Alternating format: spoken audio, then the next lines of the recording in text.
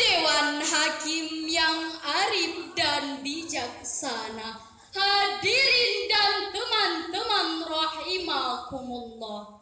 Pada dasarnya ada 3 konsep yang berkaitan dengan pemanfaatan harta benda. Yang pertama, komunis, dengan prinsip mengutamakan kepentingan masyarakat di atas kepentingan individu. Yang kedua, kapitalis, dengan prinsip mengutamakan kepentingan individu di atas kepentingan masyarakat. Akibatnya lahirlah istilah the rich richer and the poor poorer. Yang kaya semakin kaya dan yang miskin semakin miskin. Dalam syair Arab mengatakan, al-qawiyyu ya'kulud dhaif wal alimu ya'kulul jahil. Yang kuat memakan yang lemah dan yang pintar memakan yang bodoh. Homo hominid lupus, to be polity in society. Penghisaban manusia terhadap manusia sudah menjadi peradaban. Dalam polemik tersebut muncul konsep yang ketiga, yaitu konsep Islam dengan unsur keseimbangan dalam pemberdayaan. Dalam syair Arab mengatakan, kaila yakuna dulatan bainal aghniyai minkum, agar harta kekayaan tidak hanya bergulir di antara orang-orang kaya, di antara kamu sekalian. Prinsip tersebut diantaranya diaplikasikan melalui pelaksanaan zakat, infak, dan sodako. Hal inilah yang menjadi topik pembahasan kami di ajang musabaqah syarhil Quran kali ini. Alangkah indah orang bersedekah, dekat dengan Allah, dekat dengan syurga. Takkan berkurang harta yang sedekah, akan bertambah, akan bertambah. Izinkan kami menyampaikan syarat, semoga hadirin semua terkesan. Izinkan kami menyampaikan syarat, semoga hadirin semua terkesan. Dengan judul zakat, infak, dan sedekah, solusi pemberantasan kemiskinan.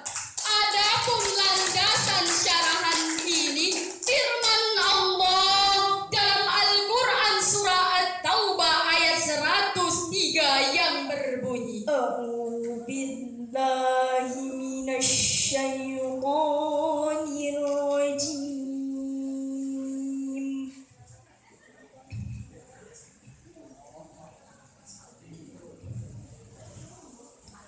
Khudh min amwalihim sadaqatan tutahhiruhum wa tuzakkihim biha wa shalli alaihim.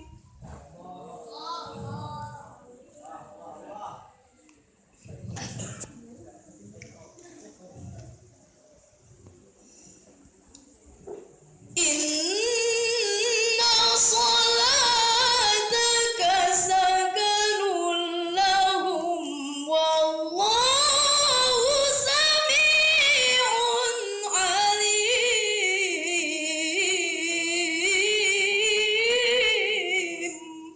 Aku berlindung kepada Allah dari godaan syaitan yang terkutuk, dan ambillah zakat dari sebagian harta mereka. Dengan zakat itu kamu membersihkan dan mensucikan mereka. Dan berdoalah untuk mereka. Sesungguhnya doa kamu itu menumbuhkan ketentraman jiwa bagi mereka. Dan Allah Maha mendengar lagi Maha mengetahui. Imam Ibnu Jarir At-Tabari dalam kitab tafsirnya Jami'ul Bayan fi Tafsiril Quran mengatakan, ayat tersebut diturunkan berkenaan dengan peristiwa Abu Lubabah beserta kedua temannya, yang mana mereka datang menemui Rasulullah seraya berkata, "Ya Rasulullah, ini adalah harta benda kami. Sedekahkanlah atas nama kami dan mintakanlah ampunan bagi kami." Rasulullah bersabda, "Aku tidak diperintah Allah untuk menerima harta sedikit pun." Berkenaan dengan hal tersebut, turunlah perintah Allah untuk menerimanya, sebagaimana yang terangkai dalam firman Allah dalam Al-Quran surah At-Taubah ayat 103 tadi, terutama pada kalimat khudz min amwalihim. Kalau kita kaji lebih dalam kalimat khudz, di samping menunjukkan sifat amr, juga mengisyaratkan agar dibentuknya lembaga pengelola zakat yang profesional dan proporsional. Kenapa demikian?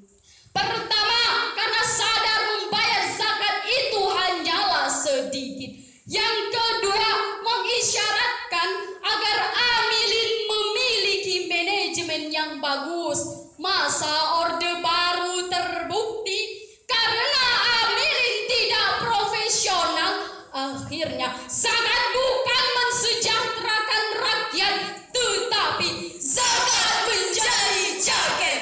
Hadir, apa hikmah zakat bagi seorang muzaki? Ayat tadi menjelaskan, pertama, tutohiruhum, yaitu untuk membersihkan harta dari hak-hak orang miskin dan orang yang tak berharta. Yang kedua, Waktu zakihim, yaitu untuk membersihkan dari penyakit rakus, tamak, dan serakah. Sebab jika kita dilanda penyakit ini, maka akan lahir hartawan berjiwa korun, pengusaha bermental saklaba, dan penguasa berotak Fir'aun. fungsinya bukan sebagai pelindung rakyat, tetapi malah sebagai perampas hak-hak rakyat. Fungsi yang ketiga, sakanul lahum, yaitu ketentraman jiwa. Maksudnya, dengan adanya zakat, infak, dan sedekah, jiwa akan tenang, hati senang, walaupun banyak uang.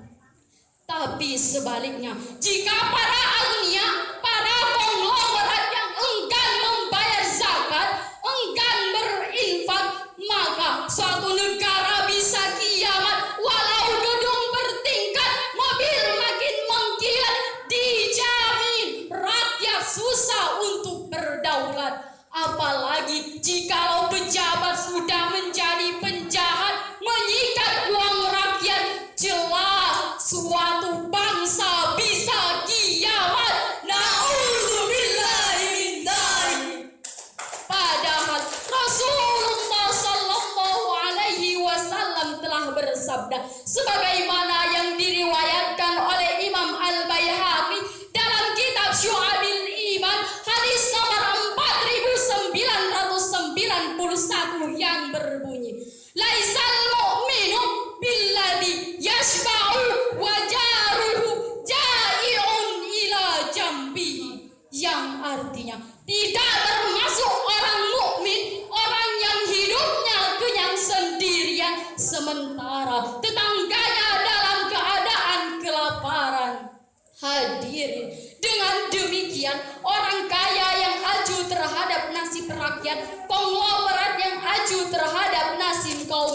khilafah bukan saja mencerminkan orang jahat, tetapi juga mencerminkan orang yang tidak beriman.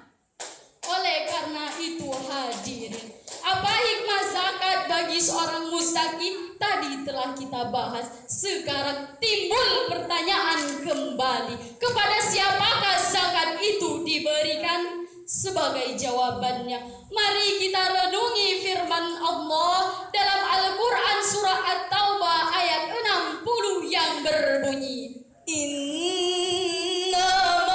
sadaqatu lil fuqara'i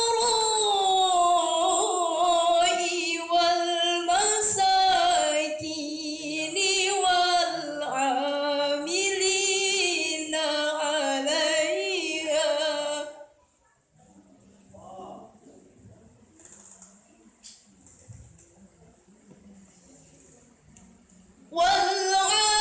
والعاملين عليها والمؤلفة قلوبهم وفي الرقاب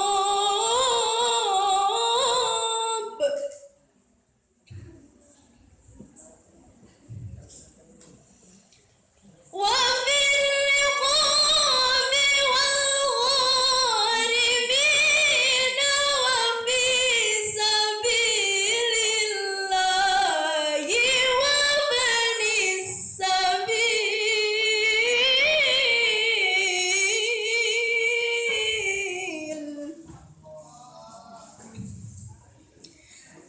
فريضة من الله والله عليم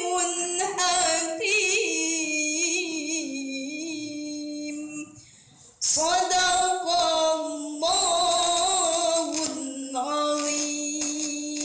Sesungguhnya zakat-zakat itu hanyalah untuk orang-orang fakir, orang-orang miskin, pengurus-pengurus zakat, para mu'allaf yang dibujuk hatinya untuk memerdekakan budak, orang-orang yang berhutang untuk jalan Allah, dan untuk mereka yang sedang dalam perjalanan sebagai suatu ketetapan yang diwajibkan Allah.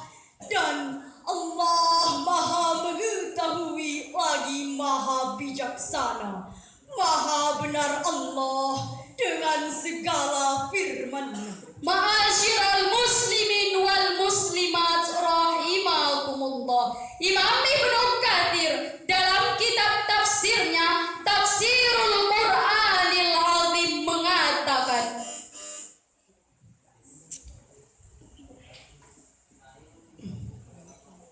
demikian syarahan kami akhiri. Apabila salah, maaf dipenuhi. Wallah